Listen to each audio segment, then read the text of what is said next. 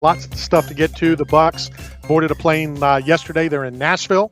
Okay. A couple days practice with the Titans, and then the game. We're going to preview that in a minute. Right now, let's head out to Salt Lake City as we get ready for UFC 278.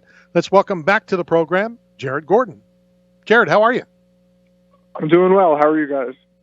Not too bad. We appreciate the time. Other than talking to the media, what's the best or worst part of fight week? Oh, obviously, the worst part is cutting weight. Although I have, I try to rejoice in it. You know, I feel like I've got it down pretty well now, and it's just part of the process. One day I'm going to wish that I was able to cut weight again. So even though it's the worst part, still something that like I kind of love to do because it's part of my sport. The best part is winning. That's it. Are you one of the guys or one of the athletes, that likes to watch the Food Channel fight week while you're cutting weight? I actually do something. Yeah, I do that. There's also, I forget what it's called, but if you go on YouTube and you put in like people drinking soda, there's like videos of people like pouring Sprite or like Coca-Cola or Fanta into like a cup of ice. There's like microphones so you could hear all the bubbles fizzling and the ice jingling, and then and they drink the soda and they have like microphones on their throats so you could hear the gulping, like the guh, and it just seems so amazing when you're thirsty. Right. And I'll literally fall asleep and I start dreaming about it, and I'm like dreaming about like Mountain Dew, like all these sodas I would never normally drink. But yeah, I'm one of those guys. That's crazy, but now it makes sense. When the UFC was here in Tampa, and Matt's going to chime in here in a minute. He owns a couple pizzerias in town. He's the co-host of the show, and we brought, I don't know, it was 6, 7 full pies into the PR room, and a lot of the fighters that were fighting that week, they would come in, lift the box up, and like fan it and smell it. So it's kind of the same thing as what you just said. Yeah, it's the same thing. I do the same thing. I'll just look at food, watch the Food Channel. I'll see like commercials for like Caesar's Pizza, which I've never ate Caesar's in my life, and I'm like, wow, that looks so good. But yeah, their cheese bread is pretty good. So Jared, I've got an idea for a reality show. So this afternoon, same kind of thing. If you're in a weight cut and you're malnutrition and you're starving, we make you walk in and lock you into the walk-in cooler. Now, this morning, Randy went into my walk-in in the back, got trapped. He couldn't get out. Funny. And all of a sudden I heard, and then the knocks got more panicky. It's like, but we could lock people in with all their food that they crave and see if they survive, if they can resist the temptation. If they can I don't like that. Without tapping, before knocking on the door like you did. No, I'll pass. You tapped quick, Randy. Yeah, that would be funny. Yeah, as long as I'm not the one that's locked in there. It really wasn't. How were you, and I know I asked you this the last couple of times you were on, how do you get through fight week? Do you try not to think of the task at hand, which is, your fight on Saturday, or do you just chill, watch TV, play video games? What are you going to do to get to Saturday? I mean, we have some downtime. We'll explore the city. Salt Lake is beautiful, so we've been, running around a little bit. I have my wife here with me this time. The last couple were at the Apex, and the one before that was at Fight Island, so no one could really come with me. But I used to try to not think about it. Now I'm actually visualizing, being backstage, making the walk, getting in the cage and fighting, and trying to visualize the exact outcome that I want. So, I do that a bunch of times. By the time I get in there, I've already fought this guy 50 times in my brain. So it's just another day, but this time I'm doing it with my body instead of just my brain. But, I've had a lot of fights now, and I'm starting to really enjoy it. And the anxieties I've learned is going to be there no matter what. So I might as well just, take it in stride and make the best of it with the energy and, all the visualization and the meditation, and just go in there strong and ready. Is it Has the feeling and the thoughts as you're walking to the cage, has it slowly changed a little bit, or is it, you just mentioned the anxiety, is it still all the same because you still literally are walking to a cage for a fist fight? It's pretty. I mean, when I was young, it was weird. I was talking about this with my wife the other day. When I just started fighting as an amateur and then early on in my pro career, I had like no fear. I didn't, I never really got hurt or lost.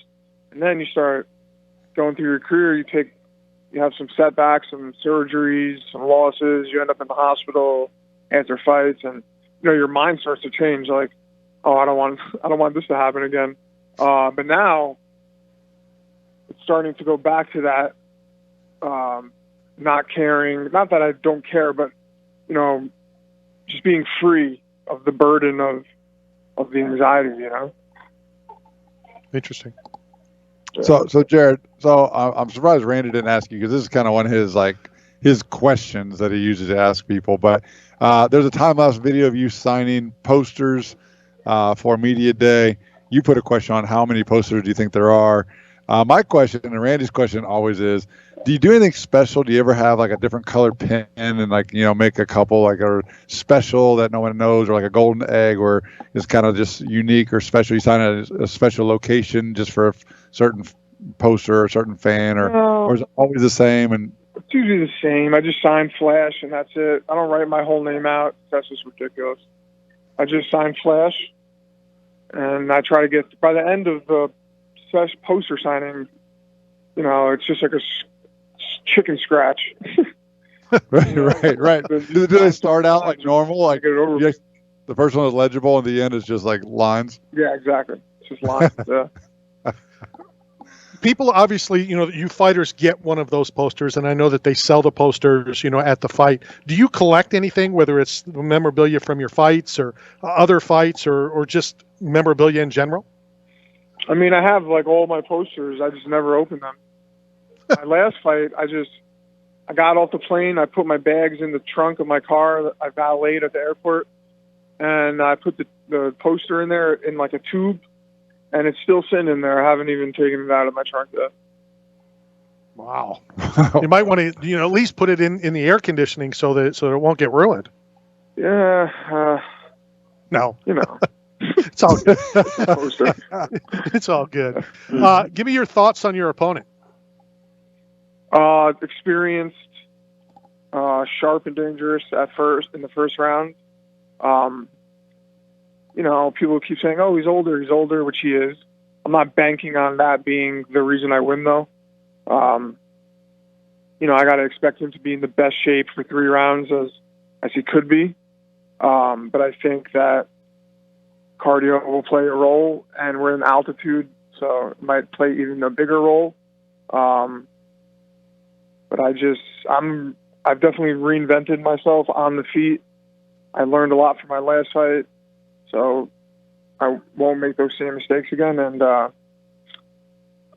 obviously my hand will be raised. That's always my thoughts and what I'm visualizing. So while you're in the octagon, fights going on, are you just like fighting on muscle memory? Are you thinking? Are you trying not to think? Can you hear the crowd? Can you hear stuff going on? Kind of walk us through that. I think when I was younger, I just went, that was it. But now I'm trying to execute, certain game plans and be as mindful and aware as possible. Punches are coming, strikes are coming, takedowns. I get hit, just brush it off and keep moving on. Don't panic, don't rush. Just let it happen naturally. Don't force anything. And normally when I'm in that state of mind, I do really well. So Jared, we'll go back to I guess more of an altitude question. Have you done anything to acclimate yourself to being in Salt Lake City? I mean, have you been training, vertically or in, in preparation for this fight based on the location? I bought an altitude tent. It's on my bed. I've been sleeping in it for 8 weeks. And we got here a couple of days earlier than than they would normally have us come in just to acclimate here. But I feel great. I've been training hard, working out hard here, so I think that my altitude tent definitely helped. How do you like it? How do you feel rested at the end of the night? Do you feel great, yeah.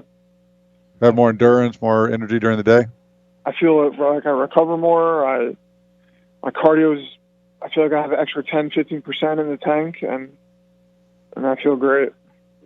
Good stuff. Well, we can't wait to see you back in there on Saturday night doing your thing. I know we have your address again. We're going to send you another care package from 8 Man Strong, and have a good time and enjoy yourself on Saturday. Thanks, guys. I appreciate it. Take care. That is Flash, as he signs on the poster, Jared Gordon. He's been on a few times. So yes. I like chatting with him. All right, let's go hit a quick break. I thought that was Randy trying to get out of the walk-in. More shenanigans and more stupidity from Matt. This is Knockout Radio, brought to you by 8 Man Strong and Staff Sergeant.